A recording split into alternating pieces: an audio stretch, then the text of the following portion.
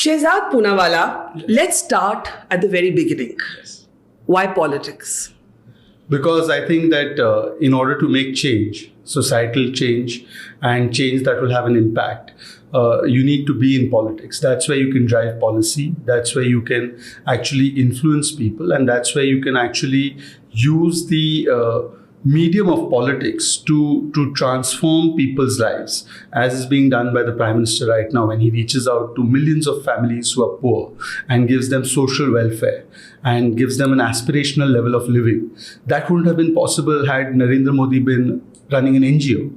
So therefore you need to be in politics, because only through politics, through the instrument of politics, can you make real social change. I don't believe anybody who says that I will stay outside politics, or they mock politics, or they have a cynical view about politics. They're entitled to do so, but you can't really make that lasting impact and change unless you are in politics. Do you sometimes feel cynical about politics? Because after all, it is political differences that in a way destroyed your relationship with your brother Tehseen Poonawalla. Before that, at the very beginning, both of you as brothers arrived to the national capital together. You both started your political journey with the Congress.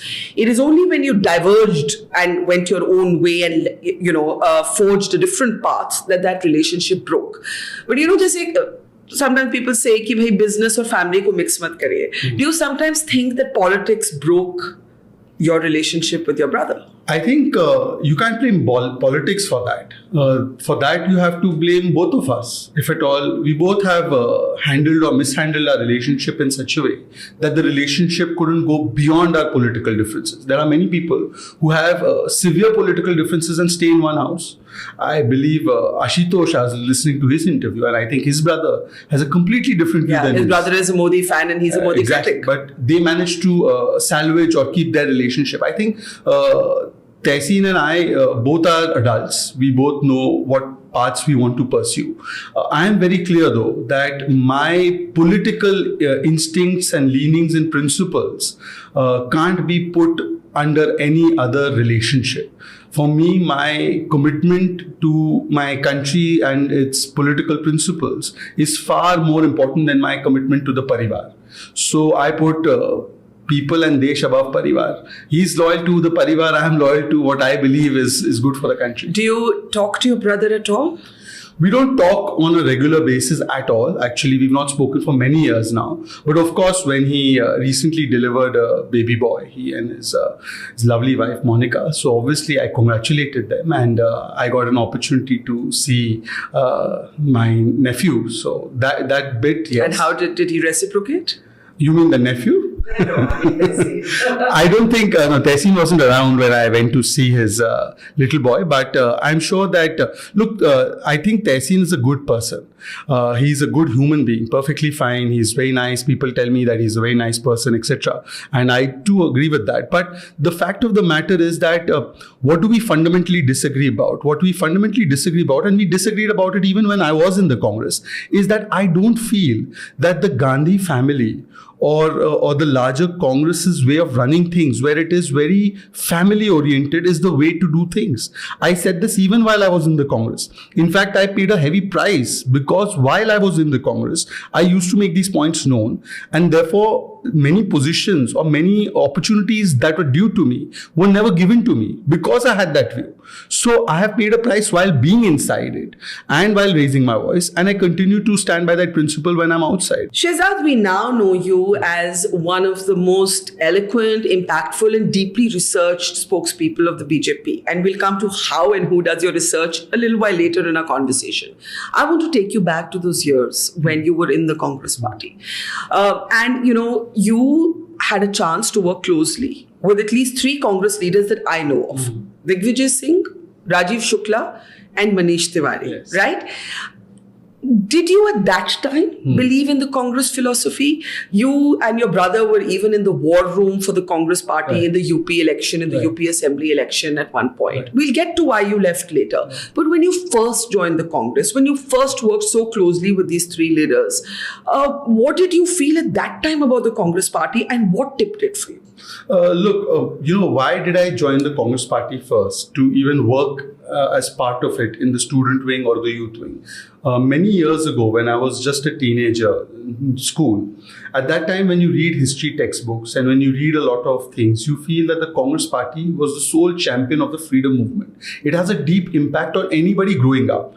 And with that limited knowledge, one always feels that if a party or if an organization has done so much to attain us freedom, you are influenced by that, and therefore you want to join and contribute in the nation building process.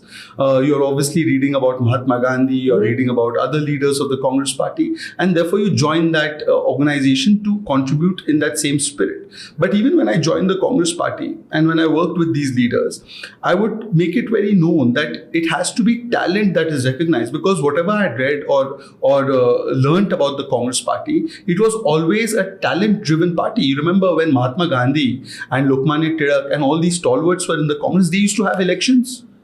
They used to have elections between Mahatma Gandhi, Lokmanya Tilak, Abdul Kalam Azad, Subhash Chandra Bose ji. But that entire process post the 70s took a downturn. Now, when Rahul Gandhi entered politics, he told a lot of us that he would bring it back to what it was originally, that he would allow merit to prevail, that it would not be surname or it would not be Papa's name, but it would be capacity and talent that would dominate. But then, after giving him 10, 12 years to work at it, because the Congress is like a Titanic, it takes time to steer the ship. Nobody's expecting, and literally it's meeting the fate of the Titanic, or perhaps even the submersive. But having said that, one gave him ample amount of time to actually make those things possible. But what I felt and what I discovered was that even after 10 years, only what mattered was your surname. The entire Youth Congress, for instance, let me just give one example. We used to feel that, okay, chalo, now the Youth Congress doors are open for us, we'll contest an election. But the election system was so rigged that only a person who had huge amount of financial resources, and that could only happen if you were a second or third generational politician, that kind of person could contest. So most of our Youth Congress presidents were somebody's son or daughter. And therefore, he did not make it less feudal. He in fact made the system more feudal, where he would only surround himself with people whose fathers had worked with his father. So remove your BJP hat for a moment and answer Justice Shehzad. What did you think of Rahul Gandhi then? And what did you think of Rahul Gandhi, not now, because now we know what you think, in 2017 as you get ready to leave the Congress Party? Well, I always thought of Rahul Gandhi as somebody who was saying things, but I was waiting for the delivery of those things to happen. The things sounded very good. He would say that we want a system that allows young people to come in. He would say we want to give an opportunity to people at the grassroots. All of these things sounded very attractive. But was it being delivered within the Congress was always a question mark. And secondly, what I felt of Rahul Gandhi right from 2011 onwards was that he was not accessible. This was something that I felt within the Congress. And most of my colleagues felt that. He was not accessible to us. And perhaps one of the reasons was that my surname was not perhaps, say, a pilot or maybe some other family friend of his father's. Had I been a family friend of his father's, I would have got much more access. And therefore, what I came to believe and see with my own eyes towards the end of 2014-15 was the fact that Rahul Gandhi was not willing to change, and he continues to not be open to change. He may project himself in a certain way, but he is actually not open to that change, and therefore many people after me have left the Congress Party as well. You wanted to actually contest elections for the post of party president. I didn't want to actually contest those elections. What I wanted to establish was that it was not an election. You can call a Tajposhi an election, it doesn't become an election. North Korea may call itself People's Democratic Republic of North Korea. It doesn't mean that North Korea is a democratic republic. And therefore, what I wanted to establish was that the Congress Party was conducting perhaps the most biggest farce in the name of an election in 2017. And it got proven when the entire manner in which the delegates have to be elected. They can't be selected. The state presidents, if they are selecting delegates who are going to vote for the national election, and those state presidents have been selected by whom? By Sonia Gandhi. Who do you think they're going to pick as delegates? Obviously, those people are going to say Jai Rahul Gandhi. So where was the election for the delegates? There were no elections for the delegates. When you were in the Congress and you still believed in the Congress model, did you ever have a proper conversation with either of the Gandhi siblings? Yes. I told them that we can't go on with this kind of system. And I also went to the extent of saying that neither of them should play a pivotal role in the Congress party going further. You said this to their face? Yes, of course. What was the context for you to say this? The context is that if the Congress party truly believes in these large principles that Rahul Gandhi espouses, the charity should begin at home. The charity should. And how did they respond? Well, the response was that ever since I said that, there was only a manner of distancing me from every platform. It was taken, of course, on the face of it, no politician is going to say, oh, how dare you tell me this. But what they do is that they engineer and orchestrate the entire mechanism to sideline you. And therefore, I'll just give one instance. And I think back then you were working in the TV channel and Sandeep Kukan was your colleague. He filed a story about how there was a training for spokespersons at that point of time.